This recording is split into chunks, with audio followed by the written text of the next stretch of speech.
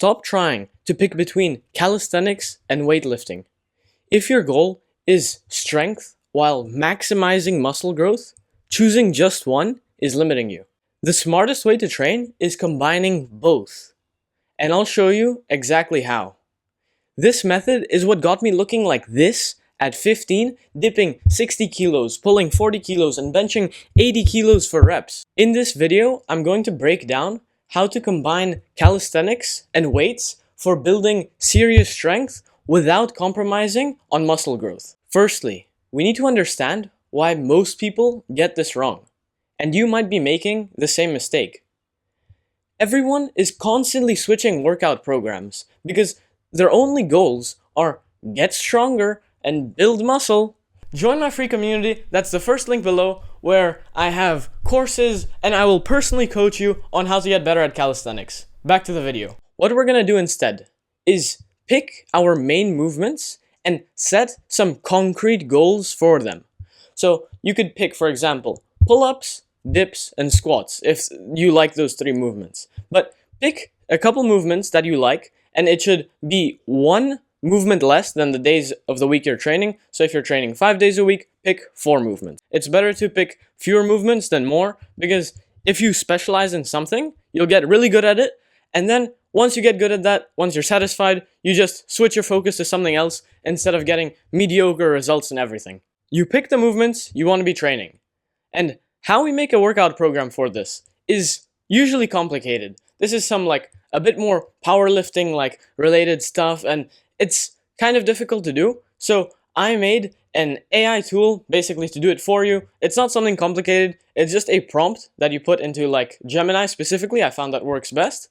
So copy in the description, just copy the whole prompt, put it into Gemini, put it into thinking mode, then fill out the details, right? Like how many days a week you're training, and then you'll be able to choose there where you put the exercises. So you'll put on the first priority whatever that is, and then your second priority is just 2 times a week, first priority is 3 times a week, and then third priority is only 1 time a week. That's only on if you're doing for maintenance. If you don't have anything on maintenance, don't even put anything there. Just choose the 4 exercises. Then you can put some custom notes there if you want no legs on Wednesdays, or I don't know, you just something specific if you want something specific, and then just send it. Gemini will make a really good workout program for you.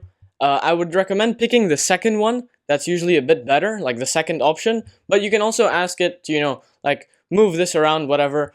So it'll give you this tiered movement-based program. What that means is you have tiers on the priority, right? So you'll see there primary, secondary, tertiary, and then it's also movement-based, as in we're training around the movements, and we're gonna put each exercise to kind of benefit that movement instead of just doing push, for example. To quickly go over it, your primary movement has 3 workouts, right? So that's the primary, secondary, tertiary workout. Your secondary has 2 workouts, and then your tertiary only has 1 workout. And so why is this even better for strength? Number 1, we're able to train that movement more often, right? If you're doing push-pull legs, right, 2 times a week, that means you're able to do push only 2 times a week. But if you choose a program like this, what happens is you're able to have some movements on 3 times a week, some movements on 2. You have that flexibility, right? And also, all of the volume is going towards benefiting your dips. On a dip day, you'll do your dips, and then you'll do a movement like dips, but that benefits a different part. So that could be adding a resistance band over you to make the top part of the dip harder, because most people are usually worse at that part. And so that'll be a lot better than just having random exercises that kind of correlate to one another, but you don't have a specific focus. Then why is this good for hypertrophy? Well, because we're able to do more of the first sets, and the first sets are always the most effective for strength stimulus, but also for a bodybuilding stimulus. And we're also able to do this while not skipping out on accessories like lateral raises and stuff, because those still benefit our strength. And so, see, if you put your main priority as strength, even though, right, on a dip day, I might still do lateral raises, because on dips, it's still really important to have strong side delts, because, if your other delts get stronger and overpower it, you can easily get injured. So we're still training for like technically for some hypertrophy, but with the main goal of strength. And we're still going to be including more effective exercises like the incline dumbbell press, for example. And so how will we actually structure the workouts, right? I talked about how you're going to set them up in the week, but how do you actually structure them? So, like you saw in the program you made, you have primary, secondary, and tertiary days. So that's just how much focus you put on that movement. And so for the primary day, you start off with the top sets, right? That'll usually look something like 3 or 4 sets of 6 reps at around RPE 9. Let me get into what that means. RPE 9 means like rate of perceived exertion. So how hard you think the set was. And so it's basically the opposite of like reps in reserve. So if it's RPE 9, that means you had 1 rep in reserve. But if it was like RPE 8, that means you had 2 reps in reserve. So we start off with the top sets of 3 or 4 sets for 6 reps at RPE 9. So 1 rep in reserve. Then we have our accessory, right? But this is like the same movement. So for example, on dips, like I said, this could be like banded dips, adding like a band over you, so you make the top part harder. Or this could be on pull-ups. When you go, you do your top sets for pull-ups, your normal pull-ups, and then you go, you do one top, like you lock it out fully, go down halfway, lock it out again. So like top lock pull-ups. So what it is just the same movement, but modified to make the weakness like the bias of the movement. So you're mostly focusing on your weakness. So we do that accessory of the same movement, just biasing your weakness, at 3 sets of 8 at RPE 8. After that, we have another accessory, but this is going to be a different movement. So this could be something like just training the same muscles, but a different movement. So let's say for pull-ups, you can just go and do some rows. Or for dips, you can go and do some bench. Or maybe you go and do some incline dumbbell press. Or decline dumbbell press. Kind of, it just has to use the same muscles, but be a different movement. This will be for 3 sets of 6 to 10 reps at RPE 8 once again. So we're keeping the RPE a bit lower here, so we don't absolutely like go crazy on the fatigue. After that, you have an isolation. So you're gonna do like 3 sets of 8 to 15. This is because it's a bit more focused on hypertrophy here, like while still benefiting us on strength. And the RPE is going to be at RPE 9 because we just want to like obviously like grow the muscle, but since it's in isolation, you can go a little bit harder on the RPE since it doesn't have so much full body fatigue as like for example dips. So as you can see, after the primary day, the secondary and tertiary day are basically just the primary day but cutting off from the bottom. Since our priority are obviously the top sets, we just want to keep the top sets and then like reduce the other stuff essentially for the other days. And so for the secondary day, you just have like three exercises, and then for the tertiary day, you only have 1 exercise that can either be top sets, right? So you just do like, let's say it's a dip tertiary day, you just go and do 2 or 3 sets of dips, but also you can have it as like an accessory of that movement, like to bias a little bit your weakness. So you can add in some band dips, you can add in some ring dips. There are many ways to do this. You can choose, that is completely up to you. Make sure you do it how you want to do it. As you can see, we're mainly training for strength, but the volume on some of the other things is kind of high. Why is that? Because we still want to get in some hypertrophy, and we're treating this sort of as a phase, right? So you can do this phase for 3 to 4 weeks. This will be like a training block, you could say.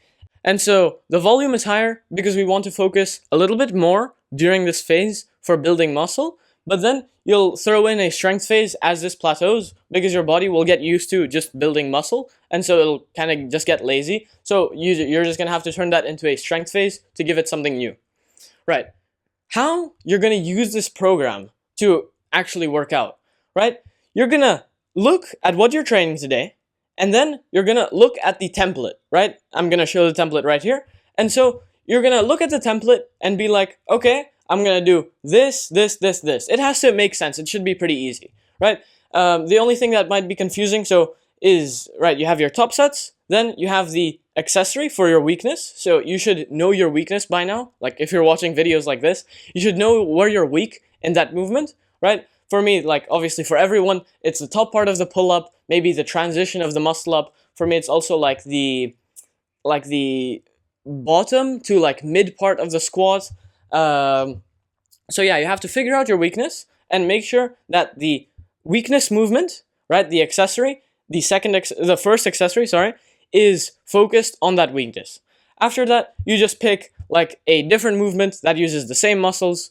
You already know how to do that, and then you just pick an isolation. I already gave an example for a dip day, but I just want to give one for a pull-up day. So you'll start off with the pull-ups at 3x6 RPE 9. After that, you'll do some half-lock pull-ups, so that's like my weakness. So I'll do, I go up all the way up, halfway down, lock it out. So I'll do some half-lock pull-ups at like 3x6 RPE 8, but 3x6 because one rep is like, that's one rep, right? Just counting it like that, so it's kind of like 12 reps.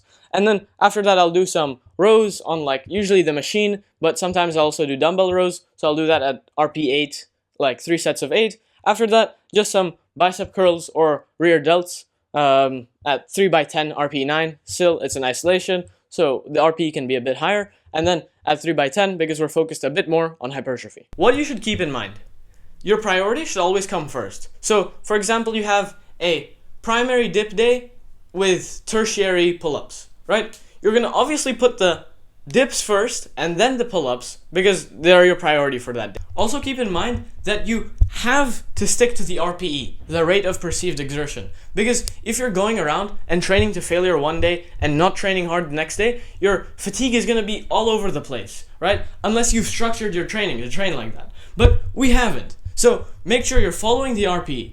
So you know that when you need to take a deload, you'll be ready for that deload, right? You're going to actually have exhausted yourself instead of exhausting yourself in the first week.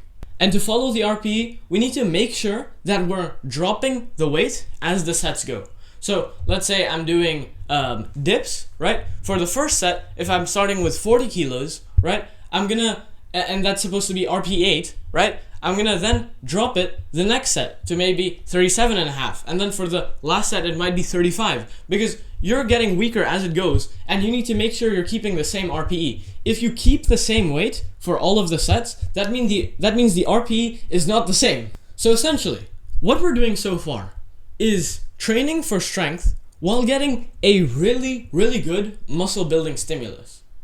So for now, we're focused on this more like volume phase to practice the movement and get in some hypertrophy. But after that, as you plateau, like I said, you can switch this to a more of a strength phase. So let's say you do this for like 3 weeks, maybe even 4 weeks. I would just tell you to do it for 2 to 3 weeks and then switch to a more of a strength phase, right? So then you go and do 2 weeks of maybe 3x4 or 3x5 for your top sets, right? At like RPE 9 to 10. And then after that strength phase, you go and take a deload. So you just half reps, half weight, half sets, half the days that you train, right? That's after you've done the strength phase. So you have this volume phase, then you have the strength phase, then you have one deload week, right? So that'll be somewhere where you're really starting to plateau.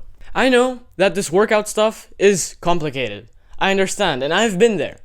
So I want to help young guys like you get better at working out while really understanding why you do things. Because if you're following someone's program, but you don't know why you're doing it, you're getting carried by them, right?